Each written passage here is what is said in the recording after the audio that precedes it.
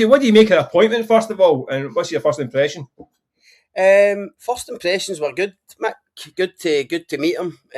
Seems like a good guy. Really personable. Obviously, the first time he was meeting the media, but it was good ways. I don't think he's a guy. I don't think he's going to talking headlines as such. But after Steve Clark, probably in that regard, it would have been an improvement.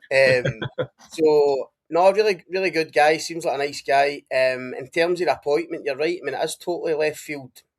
I must admit, I mean, I've always thought that the SFA would appoint a foreigner to replace Steve Clark. Just when you look at the kind of lack of serious Scottish candidates out there. I mean, when you think about it, I mean, who'd be the first kind of names that would spring to mind? I mean, Davy Moyes would obviously be one, but no, he's at Everton, big Premier League job, probably not the right time for him. I suppose if Derek McInnes hadn't have taken the Rangers job, then he'd have been certainly a name in the frame. But I just think after the whole Steve Clark reign, the SFA were always going to try and get down a different route, and that's not a slight on the job Clark done. Obviously, I mean, we all know, most successful Scotland manager ever, 3 major tournaments.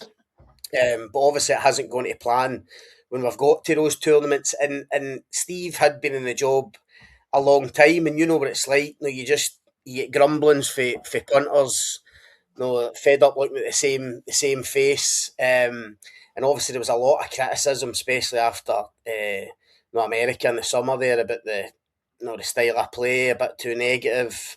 So there's been a real kind of push, I think, for change. Obviously, Craig Mulholland's been appointed by the SFA, their new kind of head of football. So he's just come into the role, and obviously he's had this to deal with. But I think all of that together, made it pretty obvious that they were going to go a bit different. Where I'm slightly surprised is, in my own head, I probably thought they would go for an experienced foreign coach. My thinking was that obviously Steve Clark did brilliantly to get us to tournaments, but felt to me that the team maybe needed a tournament expert, if you like. Maybe like obviously Ange Postecoglou was talked about at the very start before he took the job in Saudi, but maybe somebody like that. But Pocognoli's the opposite. 39 years old, first international job. He's only 2 major club jobs at Union Saint-Gilles was in Monaco. So it's different for that point of view. But having spoken to people at the SFA today, they're really confident in the process. They're really confident they've appointed the right guy. And listen, who knows whether it'll work or no?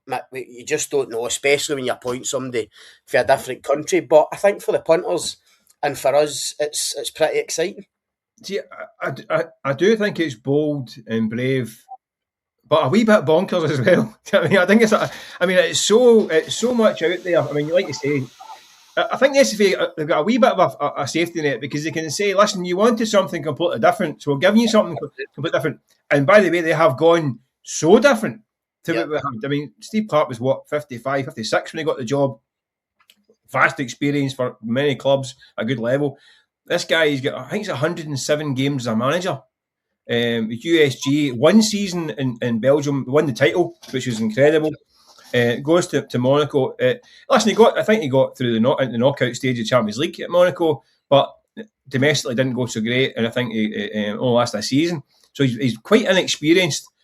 I have got concerns about this. I mean, USG are in the Tony Bloom, Jamestown voodoo system, aren't they? And sometimes these managers who are part of this system aren't great when they leave the system.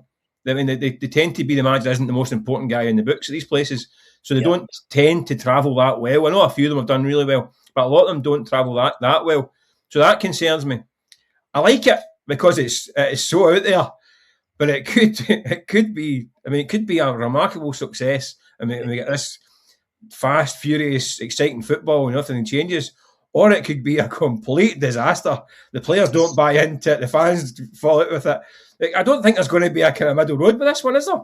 I think you're right, Mick, that all those points are valid, and it did feel even the day. I mean, he's only signed a 2-year contract.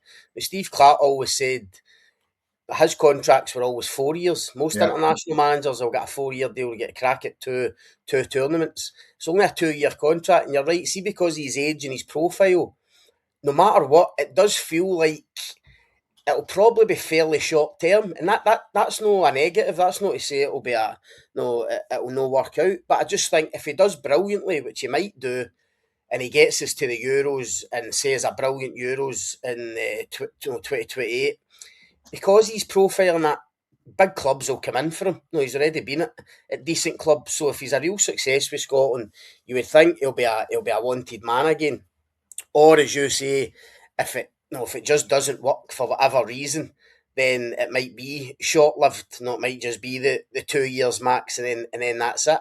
What I would say is two things. One, I think you're right about the kind of safety net, not just for the SFA,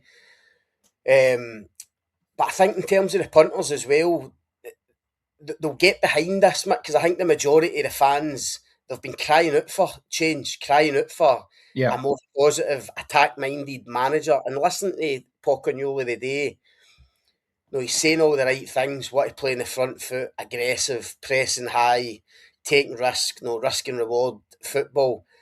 That's the complete opposite of Steve Clarke.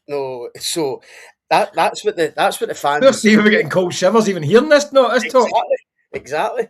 I mean, he even talked about he talked the day about attacking, and at times you need to leave space at the back. As you say, I mean, that brings us out in a cold sweat. Think that our defenders been left exposed. So I think it's going to be exciting. It's going to be fascinating. What I would say is just, and again, it's just first impressions.